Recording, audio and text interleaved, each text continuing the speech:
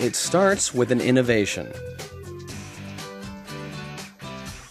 or an opportunity or simply a good idea. Whatever the origins, the decision to embark on the voyage of self-employment is rooted in an individual's wanting to assume control of their own destiny. The spirit of entrepreneurship has become the cornerstone of the U.S. economy and, in turn, the entire financial world. The Coleman Foundation was established by J.D. and Dorothy Coleman. They were entrepreneurs who had a wide range of interests, and they cared deeply about their community. Here in the Midwest, they were perhaps best known as the owners of Fannie Mae Candies. After their deaths, the foundation was fully funded. The directors began a campaign of looking for programs to support. Education certainly was one of those programs.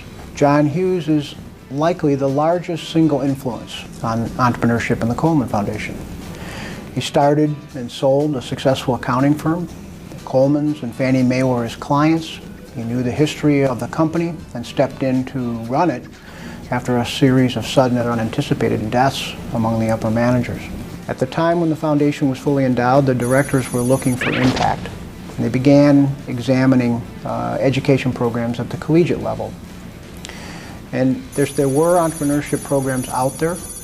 It was being talked about, but not anywhere near to the degree that it is today, and not in any kind of organized fashion. So really, in the very, very beginning, awareness of the entrepreneurial option was one of the main goals of the foundation. The presentation that follows was in 1991. John and the first 5 chairs that the foundation established gathered at Ball State University to discuss entrepreneurship, the state of the discipline, and hold a forum to put these issues out for debate. In 2002, 4 of these same chairs were re-interviewed and given an opportunity to compare and contrast the things that have happened in the intervening years. It's our hope in presenting this dialogue that gives an opportunity to compare and contrast where entrepreneurship has gone, to look at some of the new and exciting areas that entrepreneurship has gone into.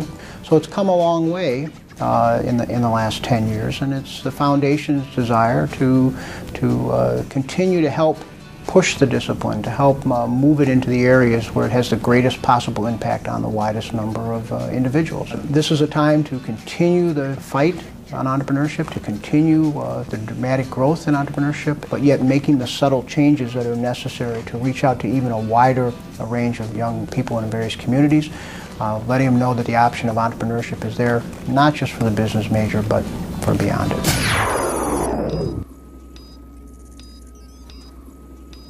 The entrepreneur label will not fit inside of a 6-sided cube. It means many things to many people. But what it doesn't mean is robber barons, gunslingers, and riverboat gamblers. I think, unfortunately, somehow those labels got attached to the self-employed and the entrepreneur person. Actually, I would guess the gunslinger, riverboat gambler type has now been identified with the IPO people that took tech companies public and IPOs that were an ending rather than a beginning of business, and they took their money and left. And the so-called market wreck here since early 2000 has been in the public sector. The word that came to my mind for entrepreneurship is exciting.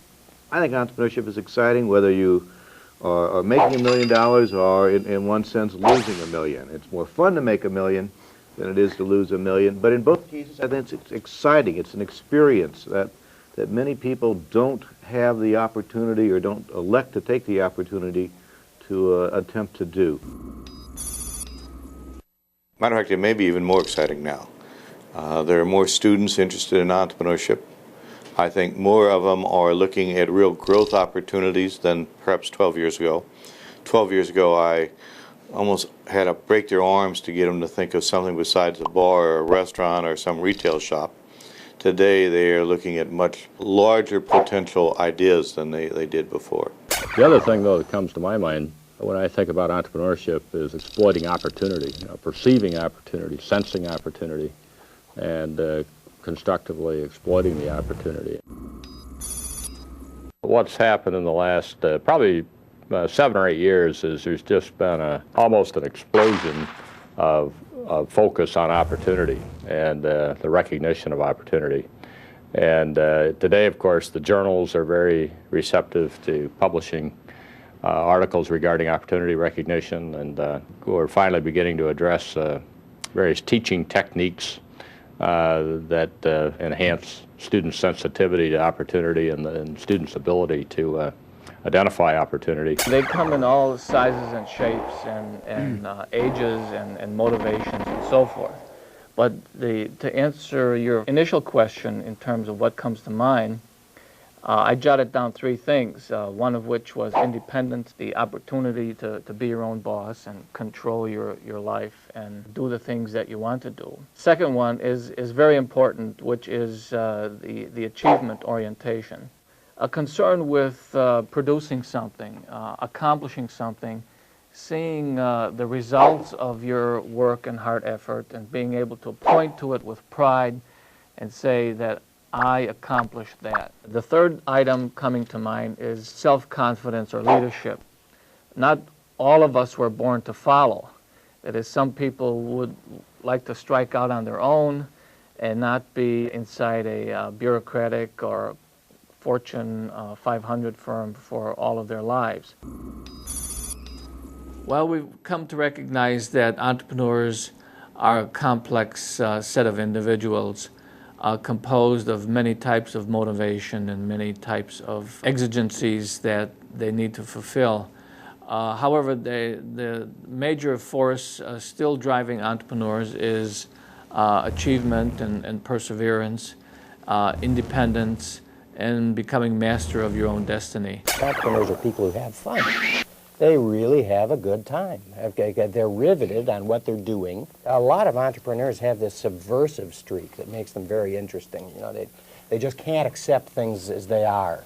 And nothing so stimulates, I think, most of the entrepreneurs I've met is being told that you can't do that.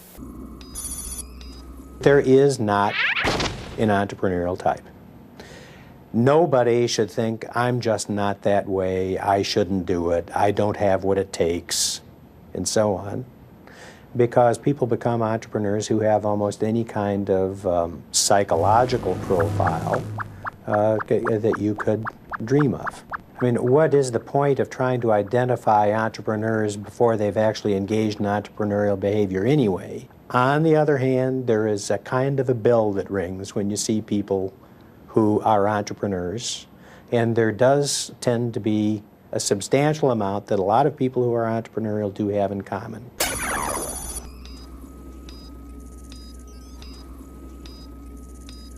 We're not saying everybody has to be an entrepreneur, but we do feel that education has spent too much time in a cradle-to-grave effort of raising students to go to work for publicly large corporations.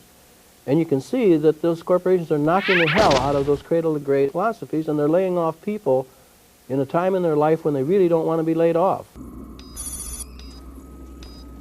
The change has been more gradual than we'd like to see, and there still are faculty members that, for whatever the reason, just out of tradition, that still look at education being to prepare the student for the larger, more public-based business as the place where they're going to end up working. While the academia ought to be a place where students wallow around in experience and experimentation, the heads of universities and colleges are reluctant, I think, to get into the uncertainties which attract themselves to starting businesses. The self-employed person tends, I think, to be more independent of thought, and that, I think, makes academia uncomfortable.